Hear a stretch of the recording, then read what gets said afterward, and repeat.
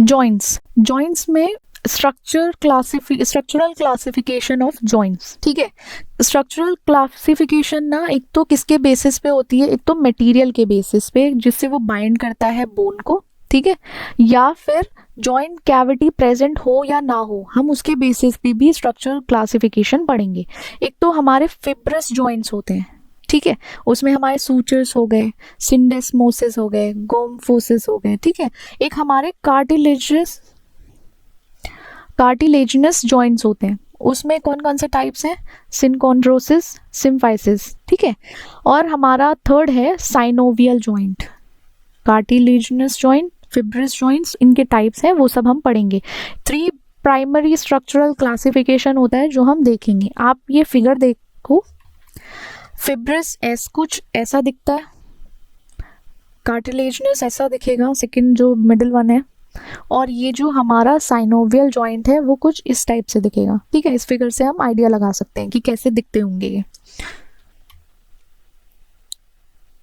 Fibrous joint जो होते हैं वो कनेक्टिव टिश्यूज से बने होते हैं, कनेक्टेड होते हैं किससे, डेंस कनेक्टिव टिश्यूज। बहुत सारे जॉइंट्स, जैसे हमारा जॉइंट हो गया, वहाँ पे ना कनेक्टिव टिश्यू प्रेजेंट होगा, बहुत घने जंगल टाइप का ना, वैसे ही कनेक्टिव टिश्यू रहेगा। और वो किससे मिलकर बना होगा, कोलेजन से बना होगा।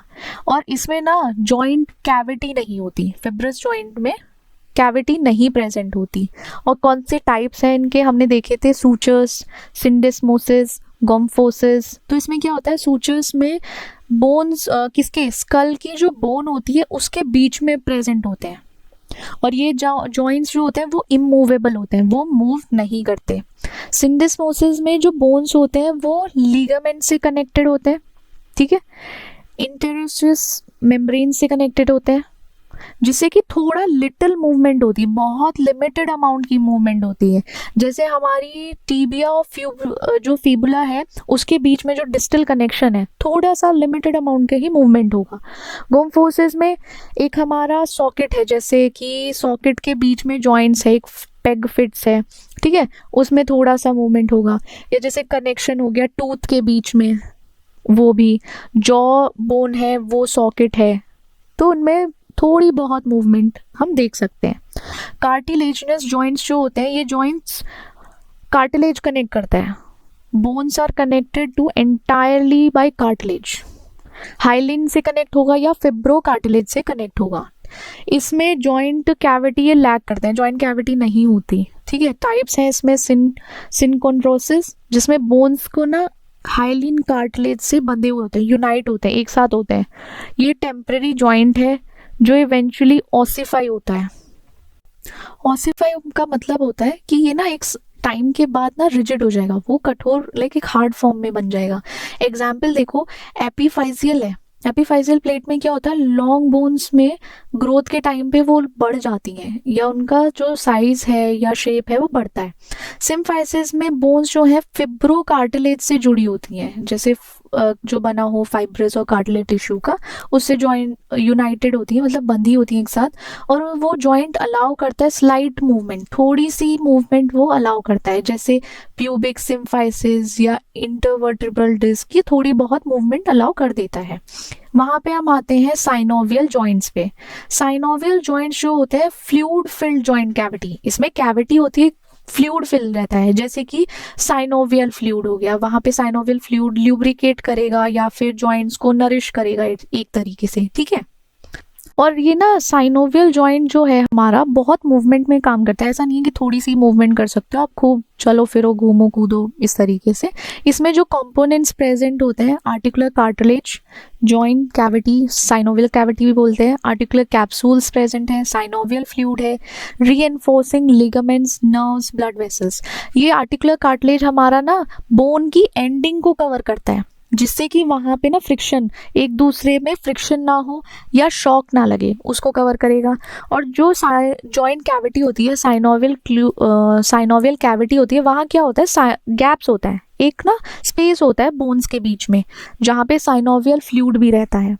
और आर्टिकुलर कैप्सूल में 2 लेयर होती हैं स्ट्रक्चर की, मतलब 2 लेयर का स्ट्रक्चर है जो जॉइंट को एनक्लोज करके एक तरीके से जोड़ कर रखता है, जोड़ता नहीं है बट हाँ उसको साइड में एक प्रोवाइड करता है, फ्रेमवर्क प्रोवाइड करता है, ठीक है। आउटर लेयर जो है वो फिब्रिस होगी, फिब्रिस टिश्यू से बनी होगी। जो इनर लेयर होगी, जो अंदर की लेयर होगी, वो साइनोवियल मेम्ब्रेन होगी। साइनोवियल मेम्ब्रेन होगी, वो क्या करेगी, साइनोवियल फ्लूइड बनाएगी। ये हमारे आर्टिकुलर कैप्सूल का काम है। साइनोवियल फ्लूइड क्या करता है, जॉइंट को ल्यूब्रिकेट करने का काम करता है कि वहां पे शॉक ना हो, शॉक को एब्जॉर्ब कर जाए, और वो ना जिससे दो हमारे जॉइंट्स घिसे नहीं, फ्रिक्शन ना हो उसमें, उससे ल्यूब्रिकेट रहे। वरना अगर देखो आजकल ना जो दर्द होता है वो साइनोवियल फ्लूइड के कमी से भी होता है कभी कभी, कि साइनोवियल फ्लूइड कम हो जाता है तो एक दूसरे से ना फ्रिक्शन प्रोड्यूस करता है, तो पेन होता है। रीइंफोर्सिंग लिगामेंट्स, लिगामेंट्स क्या करेंगे, जॉइंट को स्ट्रेंथ देंगे या सपोर्ट करेंगे जॉइंट को। वहीं पे हमारा नर्व्स और ब्लड वेसल्स जो है, नर्व्स क्या करेंगी, सेंसरी इनपुट देंगी, ब्लड वेसल उन्हें न्यूट्रिएंट्स देंगे, ठीक है। नर्व्स जैसे कुछ भी, कोई भी सेंसरी दर्द है, पेन है, इन्फ्लामेशन हो गया, या फिर टच है, टेम्परेचर है, कुछ भी है, वो पहुंचाएगा ब्रेन तक कि यहाँ कुछ हुआ है। नर्व्स और ब्लड वेसल्स वहां पे प्रेजेंट है। फंक्शनल क्लासिफिकेशन क्या है जॉइंट की, क्या क्या फंक्शन कर सकते हैं, ठीक है। एक तो हमने ये 3 चीजें पढ़ी हैं। सिन आर्थरोसिस, इसमें इमूवेबल जॉइंट है, कोई मूवमेंट नहीं होगी, ठीक है। एम्फी आर्थरोसिस में स्लाइटली मूव कर सकते हो थोड़ा बहुत। डाई आर्थरोसिस में फ्रीली मूवेबल जॉइंट्स हैं, वो जॉइंट्स मूव कर सकते हैं, ठीक है। सिन आर्थरोसिस में इमूवेबल जॉइंट में कोई मूवमेंट नहीं होगी, जैसे हमारा स्कल हो गया, ठीक है। एम्फी आर्थरोसिस में थोड़ी सी मूवमेंट होगी, हमारी प्यूबिक सिम्फिसिस होता है, या इंटरवर्टेब्रल हो गया डिस्क, वो थोड़ी बहुत स्लाइट हल्की बहुत मूवमेंट होगी। और डायआर्थरोसिस में हमारी फ्रीली मूवमेंट होगी, वहां पे जैसे हमारे नी जॉइंट, हिप जॉइंट या शोल्डर जॉइंट, तो ये ना आराम से मूव कर सकते हैं। मेन फंक्शन क्या है, हमारे जो जॉइंट्स का फंक्शन क्या है, ये हमें मूवमेंट प्रोवाइड करता है। जैसे कि हमें बेंडिंग करनी हो या रोटेट करना हो, वॉकिंग, रनिंग, एक तरीके से हमें मूवमेंट प्रोवाइड करता है। सपोर्ट वेट, अगर जैसे हमारे बॉडी का वेट है वो हमारे नीज पे, हिप्स पे, उसको भी बेयर करता है कि हाँ इतना वेट झेल पाएगा या वेट उठा पाएगा। वॉकिंग में भी एब्जॉर्ब शॉक, कि कोई भी फिजिकल एक्टिविटीज के टाइम पे कोई भी शॉक आता है या कुछ भी होता है तो उससे बोन्स और टिश्यू को बचा के रखता है। प्रोड्यूस स्टेबिलिटी, वहां पे पोस्चर एक अलाइनमेंट रहता है कि आप बहुत फ्लेक्सिबल, आपका पोस्चर मेंटेन रहता है। फ्लेक्सिबिलिटी, आपका लचीलापन, आपकी मूवमेंट, आपके पोस्चर, वो सब इसमें आता है। Synthesis synovial fluid, synovial fluid जो है वो जॉइंट्स को ल्यूब्रिकेट करता है, उनको एक तरीके से नरिशमेंट प्रोवाइड करता है, फ्रिक्शन से बचाता है। फिर हमारा फैसिलिटेट ब्लड सप्लाई, यहाँ ब्लड सप्लाई की भी जरूरत है क्योंकि ऑक्सीजन भी चाहिए, न्यूट्रिएंट्स भी चाहिए टिश्यूज को, ठीक है। Aid in metabolism, facilitate nutrients waste exchange between bones and tissues, nutrients और वेस्ट एक्सचेंज बोन्स और टिश्यू में होता रहेगा। ये इसका जॉइंट्स का मेन फंक्शन है। टाइप्स ऑफ जॉइंट, हमारे 3 टाइप्स ऑफ जॉइंट्स हैं। एक हमारा जॉइंट में आ गया gliding joint, angular movements, rotational movement, gliding movements, angular movements and rotational movement. Gliding movement में सिंपल स्लाइडिंग मोशन होता है फ्लैट बोन्स में, ठीक है। जैसे हमारे इंटरकार्पल जॉइंट्स हो गए रिस्ट में, उनका एक ना छोटा सा स्लाइडिंग मूवमेंट होता है या स्लाइडिंग मोशन होता है, उससे ज्यादा नहीं होता। एंगुलर मूवमेंट्स के भी टाइप्स होते हैं हमारे, flexion, extension, hyper extension, abduction, adduction, ये सारे मूवमेंट्स हैं। सर्कमडक्शन, इसमें क्या होता है, फ्लेक्शन में हमारे एंगल्स जो है बोन्स के बीच में वो कम हो जाते हैं, जैसे कि एक ही एंगल पे मूव होगा। फ्लेक्शन है बेंडिंग ऑफ द एल्बो, वो सिर्फ आगे की साइड मूव करेगी, आप ये नहीं कि उसको पीछे मूव कर दो। एक्सटेंशन में वो एंगल्स जो है वो मूव ज्यादा करेंगे, जैसे स्ट्रेटनिंग, बेंडिंग हो गया फ्लेक्शन में, एक्सटेंशन में straightening of the elbow.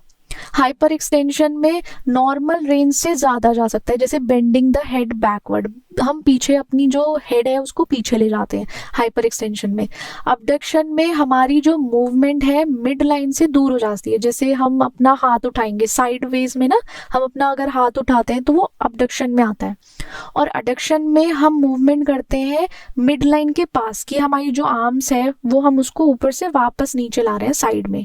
Circumduction में एक सर्कुलर मूवमेंट होता है, उसमें सर्कमडक्शन में ये सब कुछ आता है, flexion, extension, hyper extension, abduction, adduction, इसमें सब कुछ आता है। जैसे कि हम अपनी हाथ को ना, आर्म को एक सर्कुलर मोशन में, सर्कुलर में रोटेट करेंगे, तो वो हमारा एंगुलर मूवमेंट्स में, सर्कमडक्शन में सब आ जाता है।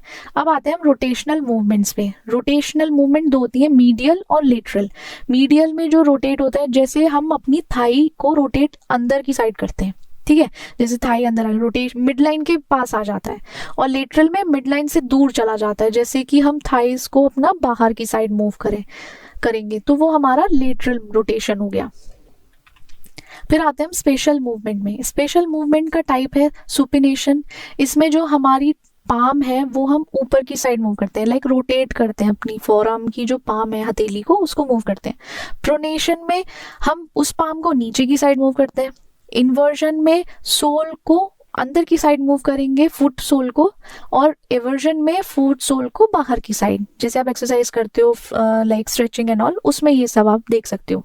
डॉर्सी फ्लेक्शन में फुट जो अपवर्ड है एंकल पे, एंकल के उस पे बेंड करोगे। डॉर्सी फ्लेक्शन में अपवर्ड होगा और प्लेंटर फ्लेक्शन में डाउनवर्ड होगा। प्रोट्रैक्शन में क्या होता है, हम बॉडी पार्ट को आगे की साइड मूव करते हैं, जैसे जॉ को हम आगे मूव करेंगे, थोड़ा सा आगे कर लेते हैं ना, प्रोट्रैक्शन। रिट्रैक्शन में हम अपने जॉ को बैक साइड मूव करेंगे। फिर एलिवेशन आता है। एलिवेशन में हम अपनी बॉडी पार्ट को, किसी भी बॉडी पार्ट को लिफ्ट करेंगे, जैसे श्रगिंग द शोल्डर, शोल्डर को हम ऊपर कर लेते हैं, ऊपर की side. Depression like lowering a body part, हम उसको ना शोल्डर से एकदम से ड्रॉप कर देते हैं, जैसे कंधे गिर जाना या फिर मैं से उचका के चलना। एक तरीके से ये हमारी सारी स्पेशल मूवमेंट्स में आता है।